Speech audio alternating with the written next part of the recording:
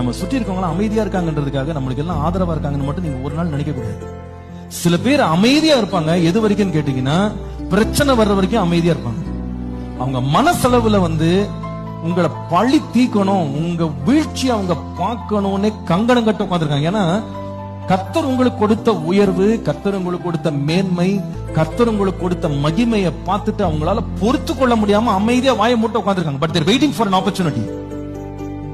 ஒரு நாள் இவனுக்கு பிரச்சனை வரும், அப்ப நான் என்ன யாருன்னு காமிக்கிறேன். எஸ், சம்டைம்ஸ் லைஃப்ல சில ப்ராப்ளம்ஸ் வருது, சிலதெல்லாம் நல்லது. ஏன் தெரியுமா? சில பிரச்சனை வரும்போதுதான் அவருடைய உண்மையான வண்ணம் என்னன்னு வெளியே தெரியும்.